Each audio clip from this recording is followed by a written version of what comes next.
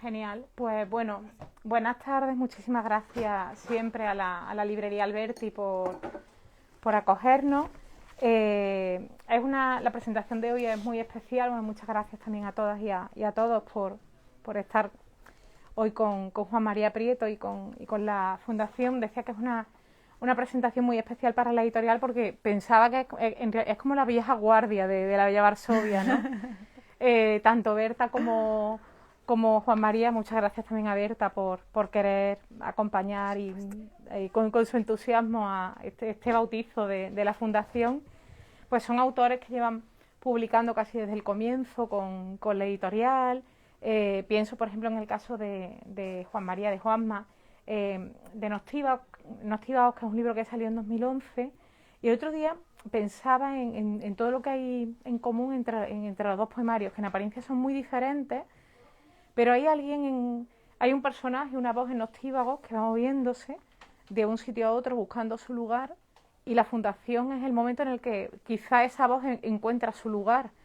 Entonces me gustaba mucho como ese casi, no sé si cierre de etapa, pero sí esa mano que se da para continuar diciendo. Es un libro que se publicó hace 2 años, al que se le cruzó la pandemia cuando íbamos justo a empezar todas las presentaciones, todas las actividades, pero a mí me parece que es un libro que entonces ya era un libro visionario, que era un libro que se anticipaba a muchas cuestiones que hoy nos preocupan cada vez más y que hoy mantiene todavía vivo esa propuesta de diálogo que quiere encender con quienes lo leen. Es un libro estupendo, es un libro profundamente político, es un libro hondamente sugerente por el trabajo que hace Juanma con las imágenes. Todo lo que yo diga es mínimo al lado de la inteligencia y la sabiduría de Berta y del el talento apabullante de Juanma en este libro. Así que muchísimas gracias. Os dejo con ellos y le coloco el micro, mientras Berta habla, le coloco el micro a Juanma. Vale. Entonces, ¿quieres que empiece yo? O como queráis. Vale. Espérate. Pues vamos a esperar. Yo creo que aquí ya me porque va a leer un poema. ¿Así es posible? Vamos a ver. Sí. ¿Entonces necesitas esto o no? Sí, yo creo que sí. Eso.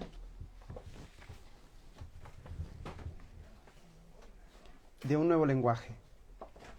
Hay algo que hacer y es el momento idóneo, porque ha vuelto el ritmo vespertino del soul. Funciona el drama para la hemorragia, pero no era necesaria la espina. Habíamos olvidado el proceso. Ahora se afana el oficio del hígado y resulta salutífero este bálsamo. He vuelto. Es humano el disimulo. Pero ya era pertinente el verbo. Hay una música taciturna que nos vuelve a convocar. Quiero ser el ventrílocuo que os abrace. He robado una estampa tan lozana que no me reconozco lenguaraz. Tenemos que hacer cosas. Es inminente el lenguaje. Y eso nos ilusiona. Bueno, bienvenidos, bienvenidas.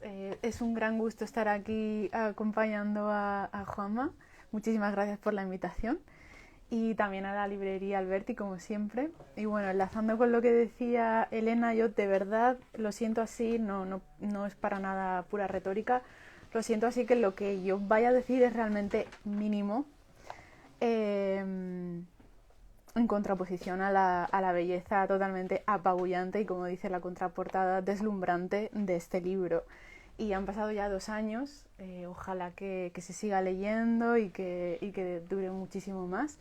Y como le decía antes a Juanma, para mí es un libro de largo recorrido y espero que dure por siempre.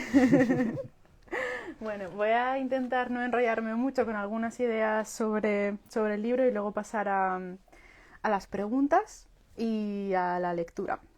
Bueno, lo primero que quería decir es que es un libro muy difícil de presentar, no es por excusarme de antemano, pero es un libro realmente muy, muy complejo y muy misterioso, y tampoco quisiera yo como destripar los misterios, entonces lo que voy a decir quizás sea un poco abstracto, pero es por no entrar en destapar demasiado lo que hay o preconducir demasiado la interpretación de los textos.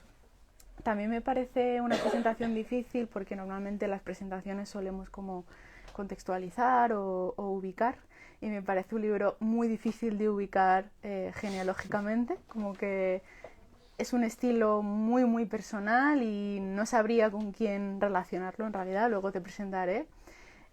Cuando uno relaciona los libros con otros libros, en general eso indica más del lector que no del autor, ¿no? Entonces yo como lectora lo puedo ubicar parecido a Unai Velasco o algo parecido a Juan Andrés García Román, pero en realidad son destellos. En realidad me parece un libro muy muy único, todavía más único que Noctivagus.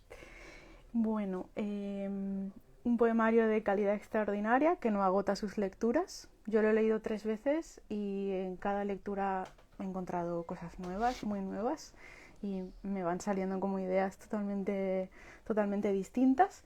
Y es un poemario también, para mí, sumamente desorientador, ¿no? Como que cuando crees que has encontrado una clave, al siguiente poema o al siguiente verso incluso te indica, bueno, no es tan fácil, ¿no? como parecía. Como decía la contraportada, es un libro de imágenes deslumbrantes y brillantes por la calidad, pero también porque te destella, te ciega un poco. Como decía, te desorienta. Y también me parece que hay un grandísimo trabajo de lenguaje en muchos sentidos, pero uno que quizás llame mucho la atención en contraposición a otros trabajos colindantes a tu obra es el trabajo de vocabulario, ¿no? Como un léxico súper especial. Me he apuntado algunas palabras sumamente extrañas como litosfera, fitología, alifajes, almagre. Ese tipo de vocabulario, algazar, a mí me suena todo como muy árabe, como muy andaluz, y luego de repente bien queda, el visiteo, como que hay contrastes léxicos muy interesantes y que tienen efectos estéticos muy interesantes. Y los que lo hayáis leído y los que lo vayáis a leer, quizás notéis como una especie de estilo como épico, solemne, arrebatador, frases larguísimas, poemas larguísimos que no se acaba, una cierta farragosidad en cierto sentido, una verborrea. Y luego de repente leemos, a este chico le gusta mucho el pan, ¿cuál es el pan que más le gusta, chico? Lo que a mí me parecen voces de madre, o por lo menos son las palabras que le oí utilizar a mi madre, como miramiento, socorrido, esta lámpara cuesta un dinero, ese tipo de cosas. Luego de repente oleadas de cultismos que he tenido que utilizar el diccionario de la Wikipedia, Belintonia, Jano, Virgilio, Teofastro, Marconi, muchas marcas históricas, de repente el euro, la radio, como los 90. Todo esto pareciera que nos permite ubicarlo, pero como decía, es muy difícil de ubicar, ¿no? Por eso, entre los muchísimos versos maravillosos, pues he seleccionado unos que para mí son como la poética del libro, por lo menos tal y como yo lo he entendido, ¿no? Y siempre son como tensiones. Por un lado hay un verso en el que el yo lírico dice que es diestro para el trajín. Y me parece que todo el libro es un inmenso trajín. Después habla de nuestra briosa sepultura, que me parece una manera muy brillante de reformular el oxímoron, ¿no? En vez de oscuro, claro, móvil, inmóvil, briosa sepultura, ¿no? Como una manera muy elegante de decir el binomio típico que articula nuestras vidas, ¿no? También hay otra escena en la que hay un entierro y de repente suena el fandango, ¿no? De nuevo ese tipo de diferencia. A veces hay como ataques de crueldad con expresiones tales como el tiempo huele a gato quemado, y de repente ataques de ternura, como yo nunca había pensado en esa imagen, pero me parece sumamente tierna fijarte en la manera en que un santo se despereza. Lo estoy imaginando como un gatito tapado en su camita de santo, monjil, desperezándose de manera totalmente cute.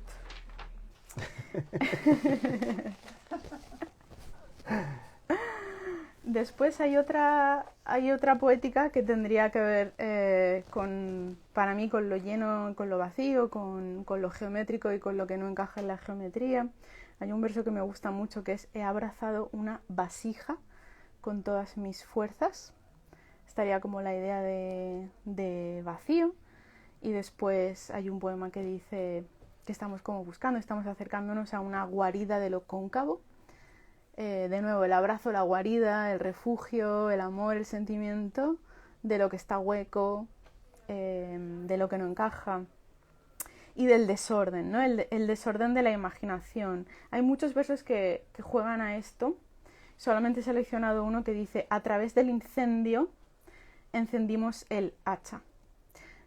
En vez de con el hacha causar un incendio, como al revés, ¿no? Como que se le da la vuelta a la lógica.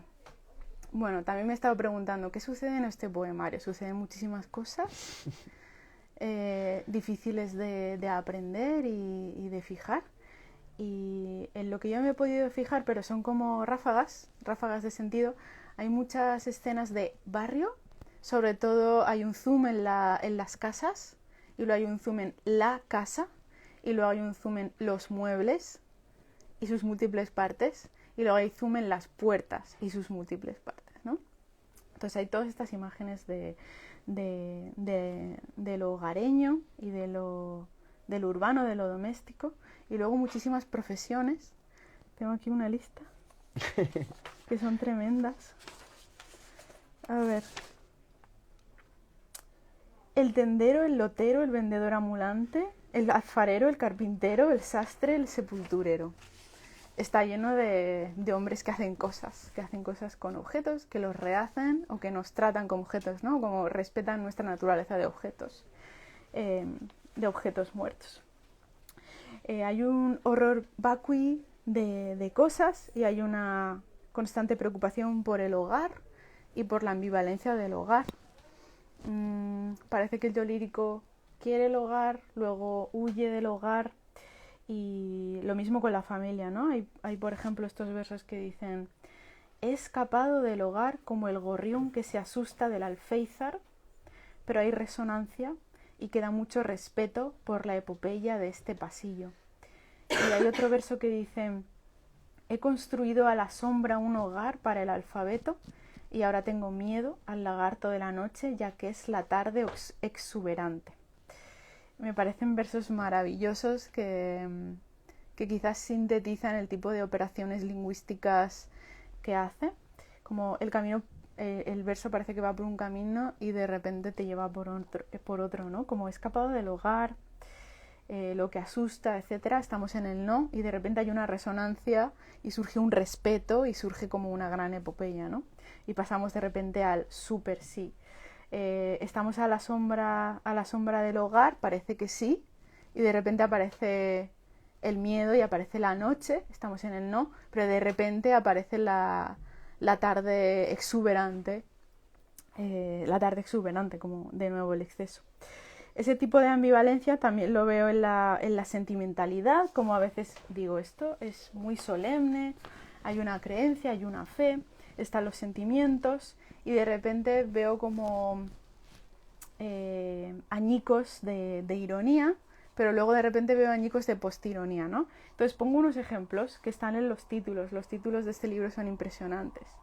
Son en sí mismo grandes poemas. Leo 4 títulos. Hay un drama en toda fundación de un imperio. Poema de amor, de cómo la dicha me invade durante las fiestas locales porque la ciudad está desierta y me atrinchero en un hogar inexpugnable a pesar de la indignación de mis amigos. Visita un espacio que fue hogar porque nos hizo llorar el anuncio del acto notarial. Asimetría navideña. Nos hemos plegado al sistema neoliberal pero no quiero decepcionarte en Navidad. Y un uso también de la rima interna como un poco jocoso. No sé, me parece muy maravilloso. A veces me preguntaba, ¿esto es un poemario feliz o es un poemario infeliz. Depende del poema, pero depende del verso, ¿no? Hay como un poco lo triste o lo agridulce, como una mirada un poco, me parece a mí, como desencantada en torno a la familia, en torno a lo doméstico. Leo unos versos. Mi cerebro es entonces una feria triste, con mesas para las familias, una tabla grasienta que barrunta la pringue de la comanda, un hombre que pregunta ¿está libre? Para reunir a su familia en torno a la salmonela, una joven que empuja el carrito y recuerda cuando venía sin niños. De repente lo feliz nos atravesó la efusión, tenemos que convertir en pulmón nuestro nuevo refugio.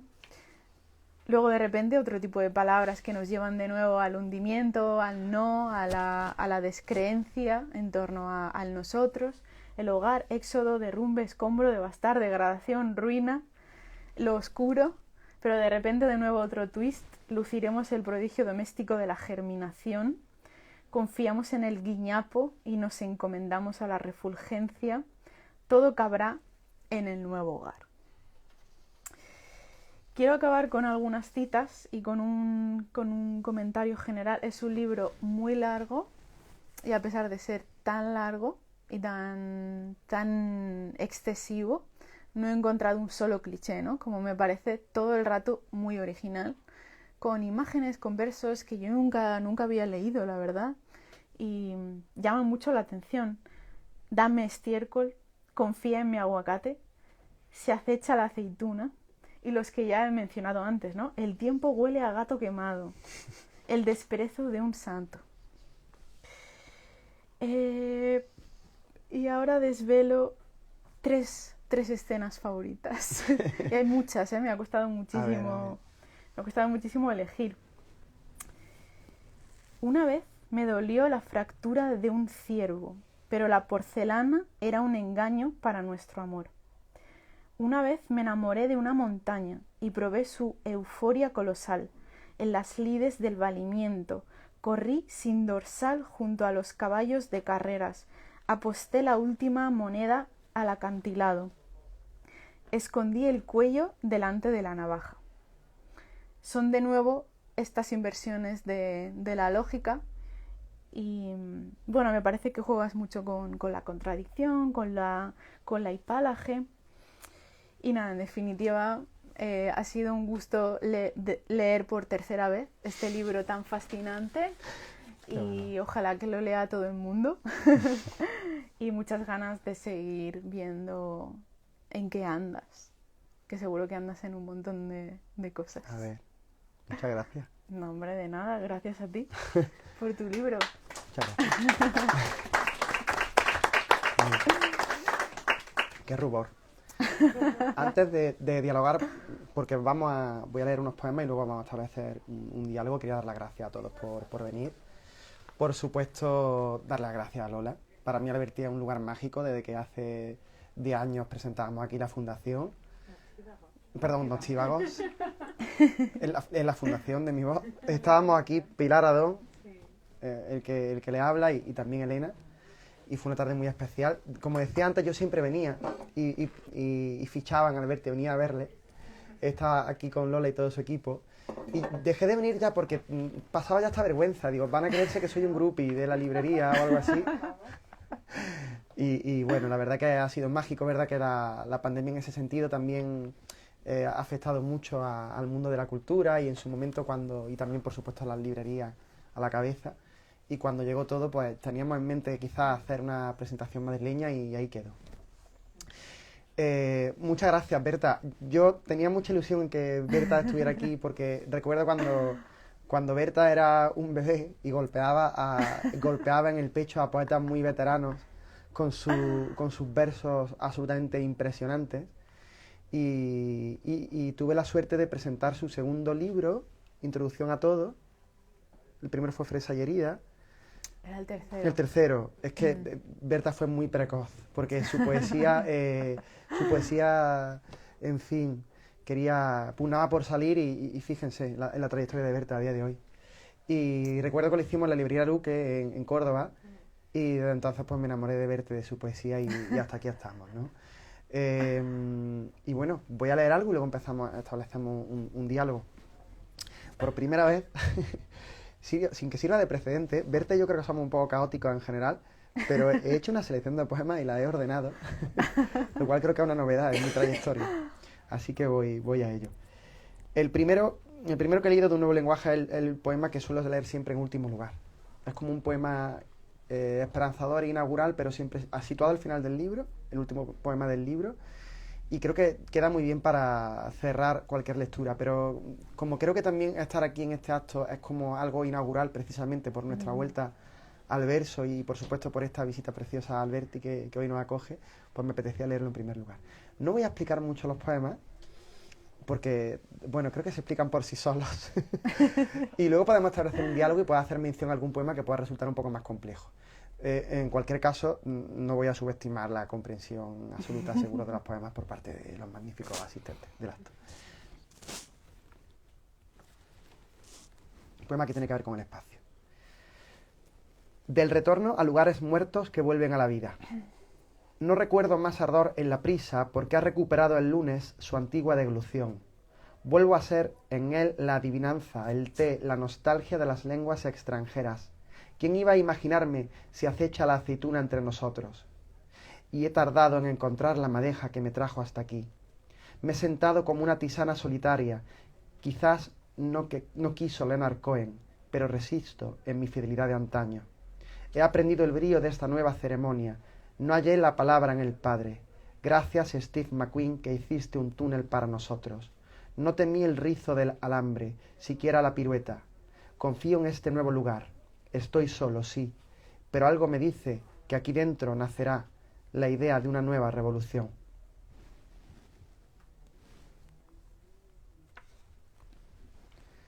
Hoy precisamente que hemos montado en tren. De tu notoria admiración por la revolución industrial.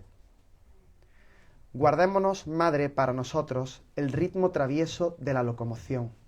Suena ameno el periplo cuando luce el naranjo de la vega, mientras alguien se amodorra en el traqueteo con voluntad de dragón y depreda una esperanza vírica a su fruto. Una meseta no es alimento para ti.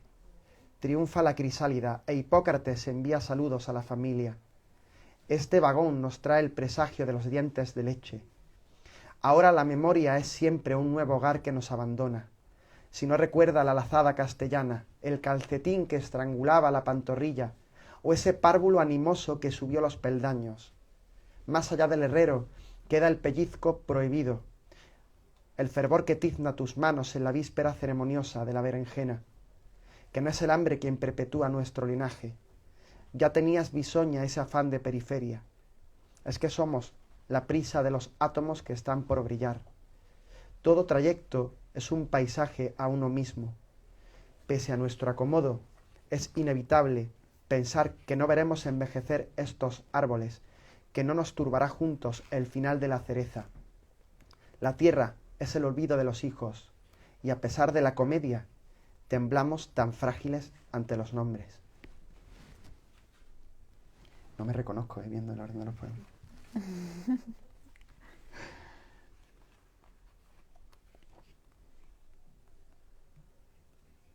He leído poemas de la última parte del libro. Son poemas algo más breves, titulados, la tercera parte se titula Estampas. Y voy a leer ahora un par de poemas que le gustan mucho a Berta, que son de la parte central, El fin de la progresía, que es aún más farragosa. Y bueno, ahora después podemos dialogar en torno al contenido. Realmente el tema del libro es muy sencillo. Ahora podemos dialogar en torno a él. Visita a un espacio que fue hogar porque nos hizo llorar el anuncio de un acto notarial. Romper esta hoja en sucesivas mitades, acaso en 4 o en trozos más pequeños, asimétricos cada vez. Procurar la ignominia y descubrir esta forma fetichista de añoranza que ha sido conservar la escritura con delicadeza. Es vano saberme padrino en la extravagancia. Solo procede un parricidio íntimo, matar al niño que fui, amar el ritmo de los árboles, odiar las décadas, rasgar hasta el dolor las palabras, o pedirle a Luz Ovario, a Lavinia, a Max Brod o a la misma Zenobia a cualquiera de ellos un último favor.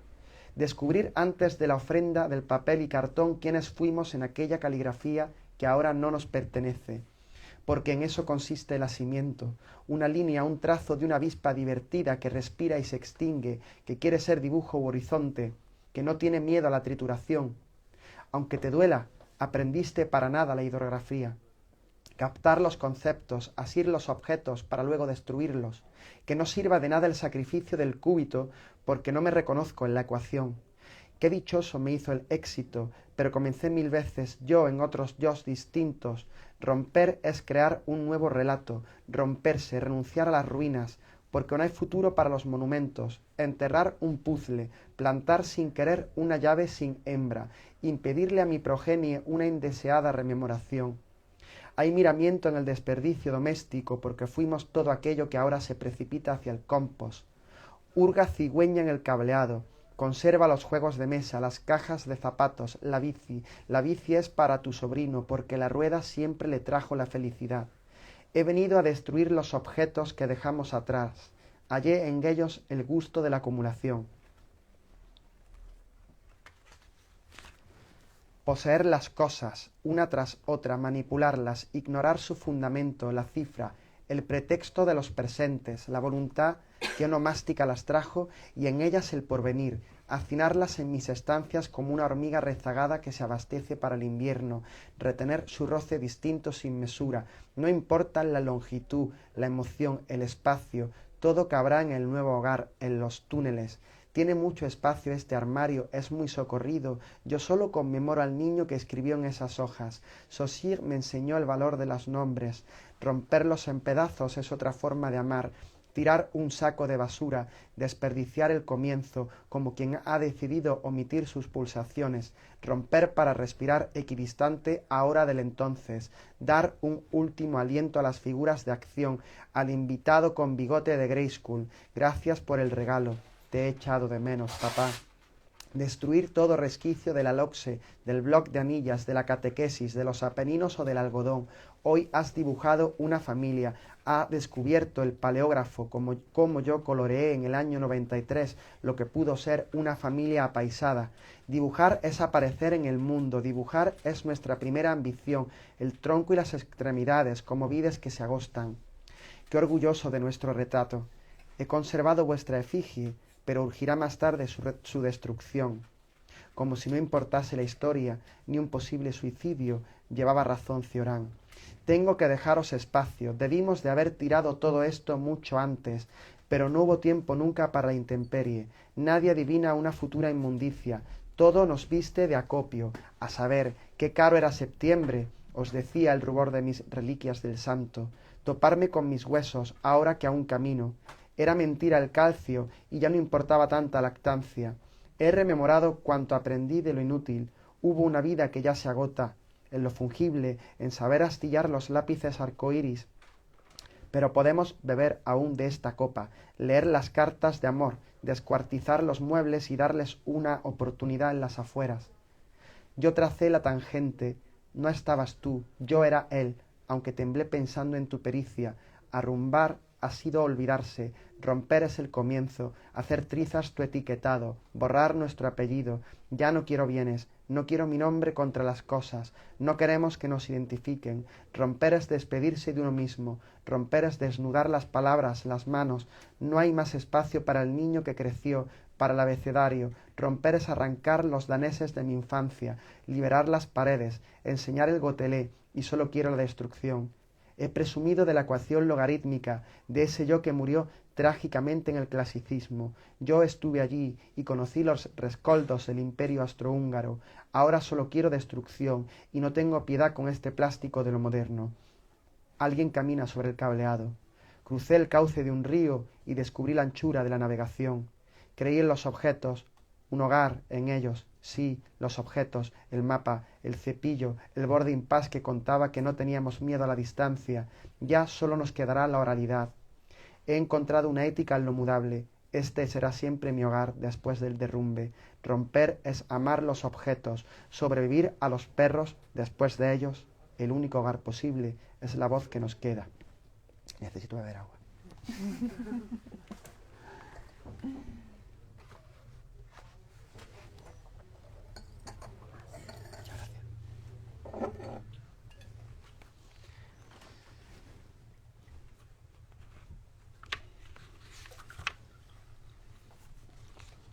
En el fondo siempre escribimos sobre nuestros padres, sobre nuestras madres. Ahora después hablaremos de eso. Voy a calcularla. Ya le avisé que eran un poquito más extensos. Pequeño homenaje familiar a Nikola Tesla, mientras se va gestando la tradición radiofónica paternofilial a que me obliga la situación sociopolítica. Nos une el hercio por más que urja la circunspección.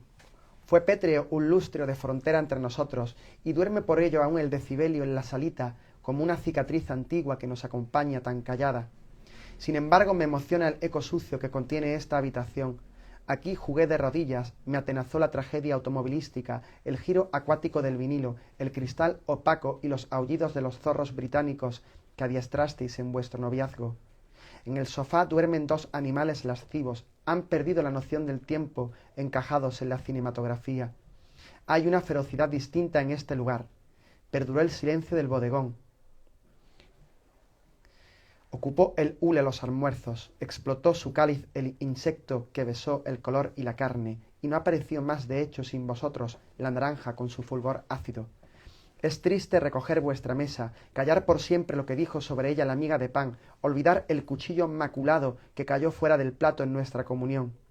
Porque se oyó el hambre en estas paredes. ¿Qué vamos a comer hoy, mamá? ¡Comida! Viva el electrodoméstico si conserva tu tacto. Qué triste la muerte del sonido, qué triste hundir la semilla crujiente que nos ilusionó.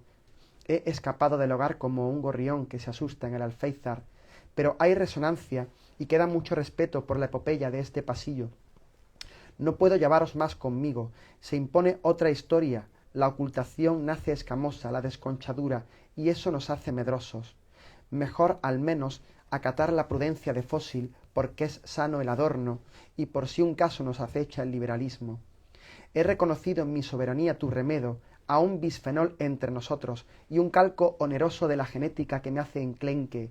No atinan las yemas a ser elegantes, y te necesito, aunque no lo creas, amo la precisión.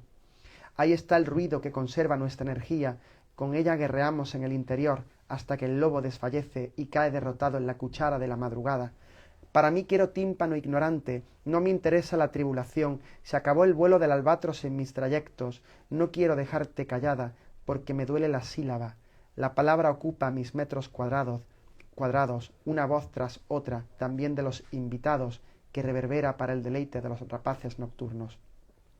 Torna el domingo a nuestros cuádrices incandescentes, pila alcalina y chocolate íntimos que vinisteis a mis riñones, arded en el estruendo del secador, que llega en la semana y la raya a la izquierda. Qué bien peinado iba mi niño al cole, y no ahora, mira qué pintas llevas. Ha llegado tarde la patente a nuestro atuendo. Quisiste el batín para mi equinoccio, pero picó el cuello del niño y no hubo lugar para la dilección.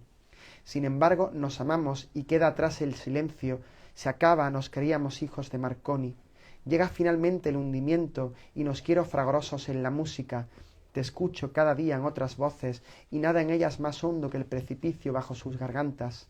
Hay un mar insondable que pronuncia nuestro lenguaje, una máquina que nos hace gritar desde adentro, porque queda siempre en el abismo una onda, un mensaje, la posibilidad de un susurro. Quiere el óxido un futuro en las consonantes, una llama que baila en la herrumbre y me descalza.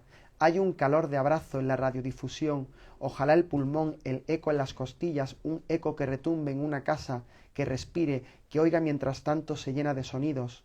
Seremos amantes en la acústica, escuchar para encontrarnos en la harina, tener un dial en el centro del pecho y los signos evidentes de una cardiopatía.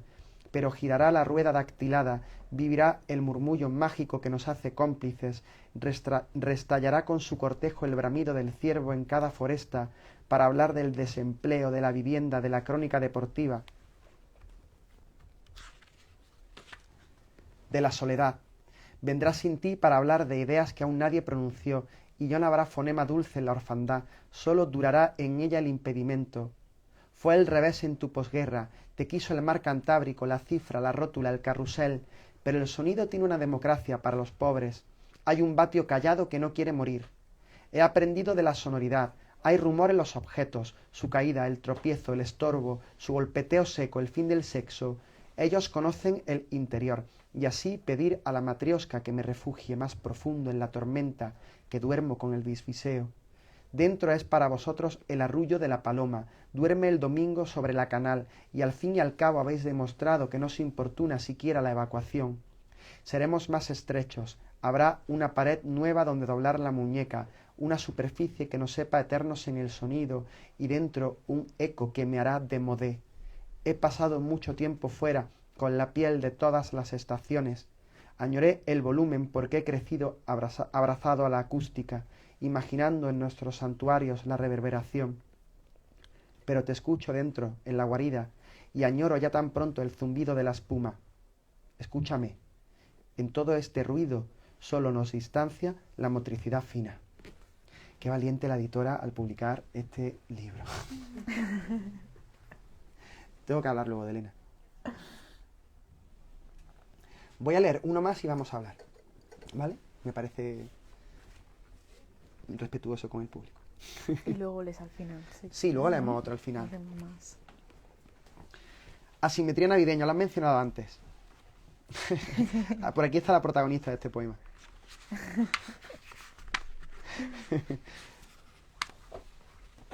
Ay.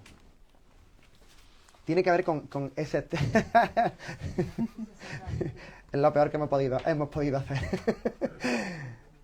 Asimetría navideña. Nos hemos plegado al sistema neoliberal, pero no quiero decepcionarte en Navidad. Vaya locura. Me sabe a menester tu porte babieco, pues cerca estoy de la agudeza en la gran superficie. Por ti añoramos, es indudable el pequeño comercio, y su relato nos distancia del Estado español. Pero ha menguado nuestra liza joven, no me culpes del desánimo, que me ha roto el corazón la izquierda, y nos vence por ello un gusto fingido por la majestad. Con todo la manufactura nos hace espléndidos. Bien conozco tu desencanto, aunque he seguido a pies juntillas la epístola. Es engorroso el antojo, y trae reproche mi asimetría cuando me pides ahínco. Pero no miento si te digo que no preciso más muñecos, porque ya hemos regalado una nueva matemática, y en efecto una teja no basta para esconder dos torsos. ¿Para qué reprimirse a la intemperie si nos merma un almanaque irresistible? Obsequiémonos por ello con unos labios Summer Living 215. He encontrado el marrón a pesar de la afluencia. Firme el veredicto, y hay en el fracaso, en el ticket regalo. Después, una mujer ciega que me estrecha dadivosa en esta nueva alegría de la transacción. Separémonos, no hay tiempo fuera de la burguesía. Un año es solo un pacto entre gente que respira un mismo aire. Nos hace longevos el cansancio de la celebración. ¿Cuántos conticinios requiere el racimo? Es cabal nuestro alejamiento, pues la parentela nos sabe únicos. ¿En qué casa cenaréis en Nochevieja? Nos dicen con el albedrío. Soslayamos la parafernalia porque es áspero el hogar lejos de la ecuanimidad. Veo gris en el confeti. He procurado la soledad y a pesar de la limosna te he encontrado en el dispendio. Y es que hay algo perenne en nuestro vigor. Somos incesantes en esta esporádica baraúnda. Como cada año procuré el sigilo y llegó el embalaje a tus espaldas. Aún hay una fiesta en la docena, 2 veces 6, 4 veces 3, 12 apóstoles, la 11ª es la uva de noviembre, y esta noche aprendemos pacientes la enseñanza del reloj. Se sonroja el celofán porque es vetusto, si hubo adherencia, es liviano el rubor y da placer en la glorieta. Saluda de nuevo el sol, complicada se presenta la escaramuza, pero seguimos buscando el don. No es codicia lo nuestro, es empeño, y te mofas de mi euforia de año nuevo, pero todo es inédito, y dice Rayetsky que nos quiere violentos.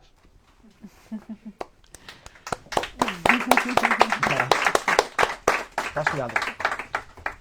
¿Aquí está el micrófono? Muchas gracias.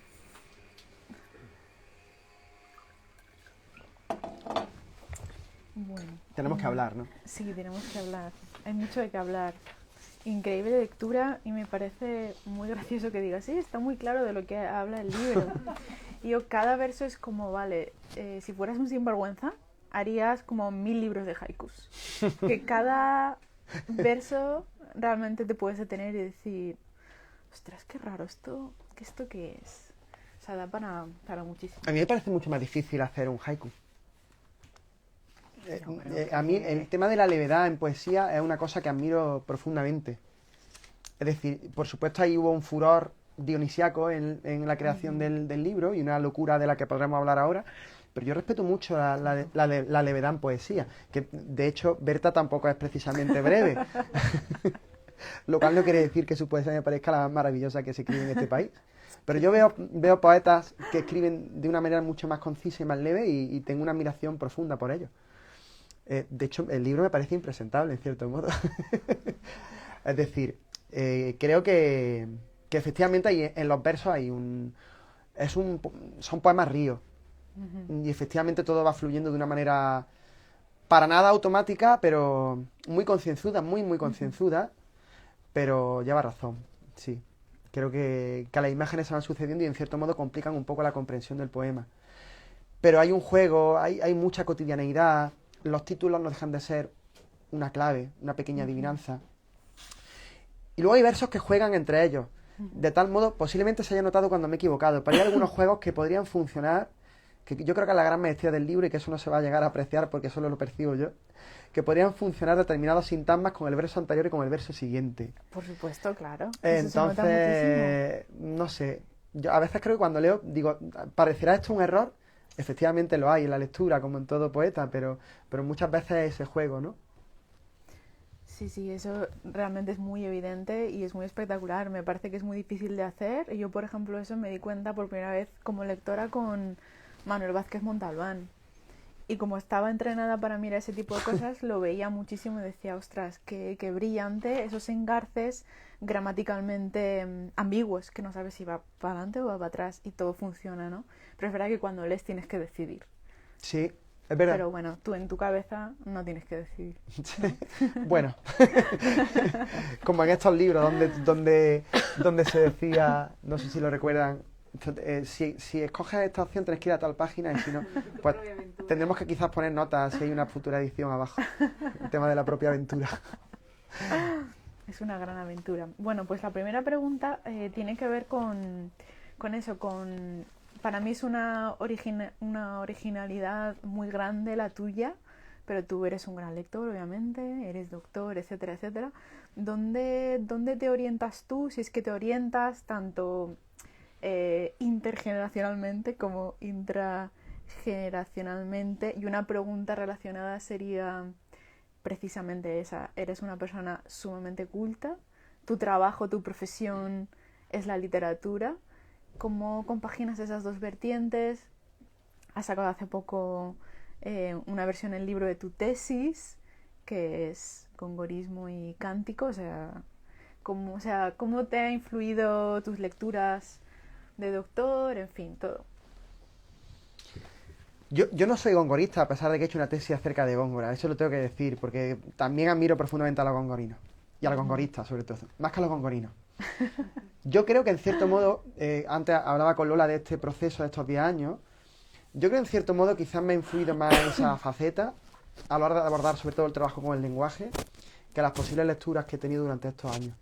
De hecho, cuando yo mismo me pregunto acerca de dónde he podido beber, seguro que he bebido de la tradición y de autores que estaba leyendo en este momento, pero es verdad que es un libro que se prolongó mucho en su gestación durante muchos años y que luego cuando los últimos poemas explotaron fue algo súper rápido, a pesar de lo que parece.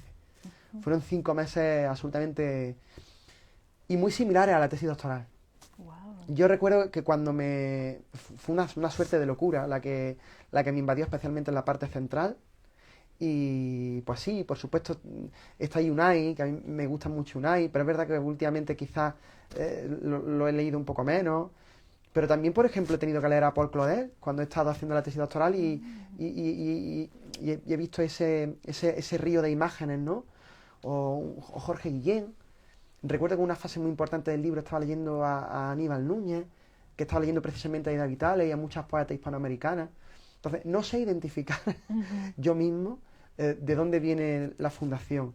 Quizás por la complejidad también del proceso creativo. Pero evidentemente hay una apuesta por la imagen, una apuesta por la metáfora, una apuesta por el lenguaje. Y ahí está Góngora también. Total. Y están los poetas de cántico. Por supuesto no puedo llegar a la suela del zapato ninguno de ellos, pero precisamente ayer leíamos, había una presentación en Bodegas Campos en Córdoba acerca de Julio Mente, y cuando tú hablabas antes de los cultismos, yo no soy muy amante de los cultismos, pero hay un montón de cultismos que se han colado en el libro, y no es voluntario. Que por cierto, a través de tu introducción he descubierto muchas cosas que no recordaba haber escrito, a pesar de que el libro tuvo muchísimas revisiones. Ahora hablaremos del proceso. Entonces, bueno, yo creo que por supuesto de la tradición y de todos esos poetas que necesitan un poema río para es decir, para realizar esa catarsis que... Este libro es un libro muy personal, muy, muy personal, y tiene mucho que ver con mi historia de los últimos años, a pesar de que no... Últimamente he dejado de creer en la autoficción en poesía, pero a la vez también creo en esa definición que los profes de la ESO dicen, o de primaria, donde hablan de que un texto lírico sirve para que el poeta o el yo lírico exprese su sentimentalidad y todo esto. Estoy un poco viviendo en dos lados, ¿no? Así que bueno, ahí estoy. Yo imagino que sí, que en cierto modo, sobre todo lo que he leído en las investigaciones de los últimos 5 o 6 años. Qué guay. Pues a mí me parece mucho mejor que los poetas cánticos. Vamos, seguro. Bueno, la segunda pregunta tenía que ver precisamente con eso. ¿Cuál es el proceso creativo de estos poemas? Qué curioso que digas que tardaste muchos años, porque el efecto es de mucha cohesión, ¿no? Como un proyecto súper cerrado, estilísticamente todo encaja, no hay nada que digas, ostras, se ha columpiado o lo que sea. Elena me ha sufrido mucho. Yo quiero dar las gracias, Elena, porque sigue confiando en mí a estas alturas. Y porque escribir este libro quizás es más fácil que corregirlo. Y yo confío mucho en la labor de la editorial. Hace poco hablaba con un editor que estaba trabajando con una futura autora de una editorial y le preguntaba si en el proceso de corrección aceptaba sugerencias. Y yo decía, ¿qué sería de mí sin las sugerencias de Elena o de María, ¿no? Ha cambiado mucho el proceso de creación con respecto a Nostivao y este libro, es evidente. Digo que el libro tiene un proceso muy largo, pero porque tardé mucho tiempo en llegar hasta aquí. Muchos de estos poemas, en principio, bueno, la primera parte está escrita en versículos, con una puntuación evidente, y en la segunda parte de repente necesito que el poema fluya de una manera distinta y son poemas en prosa que básicamente van respirando con el ritmo de la lectura.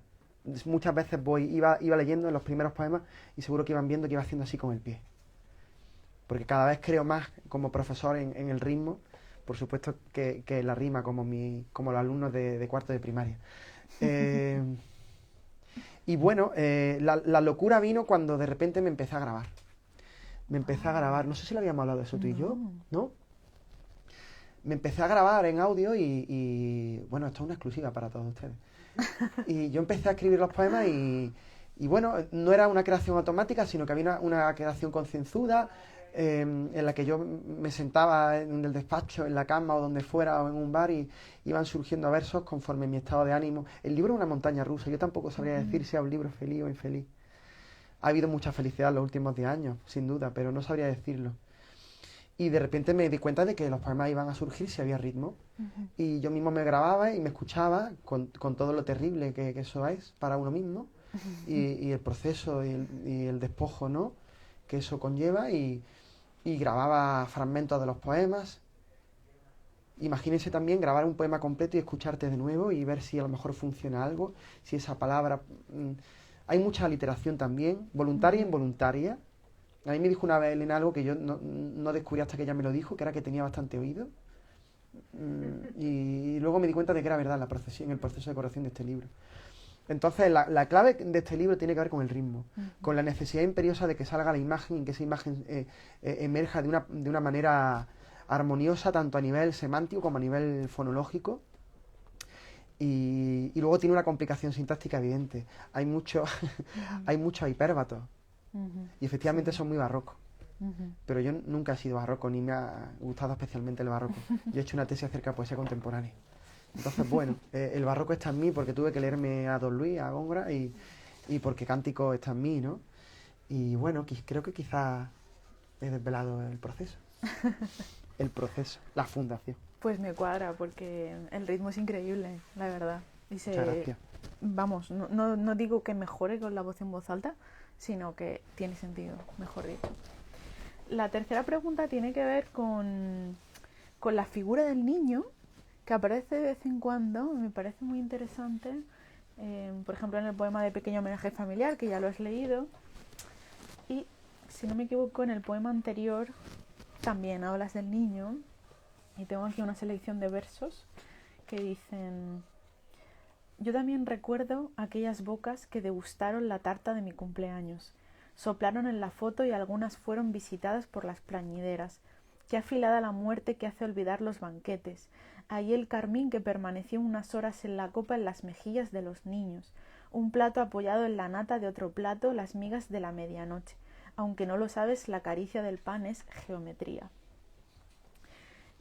No diría que es un poema infantil o infantilizado en absoluto, pero hay mucha figura del niño, ¿no?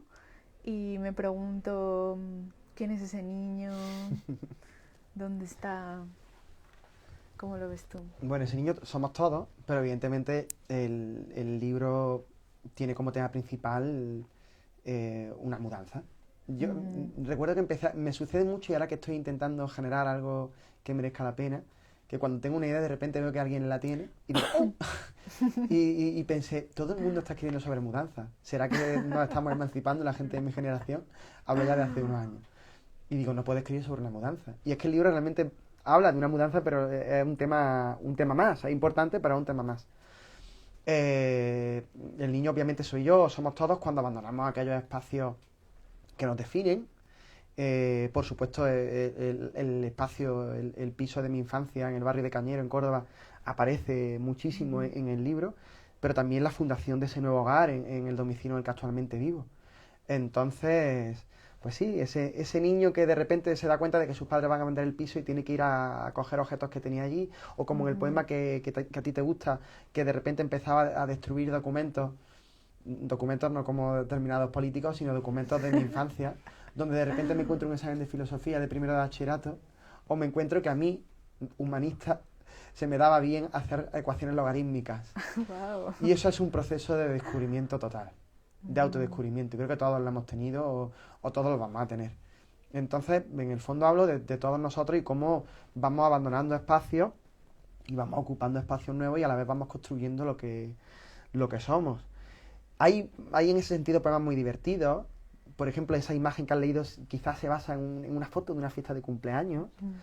O ya digo, o ese poema que he leído en cómo llenaba sacos y sacos de papeles donde estaba destruyendo, pues quizás mis primeros, no sé, escarceos con la literatura o ejercicios de un niño de primero de primaria o de EGB. Entonces, en eso consiste, esas son las andanzas de ese niño, ¿no? Qué guay, me encanta.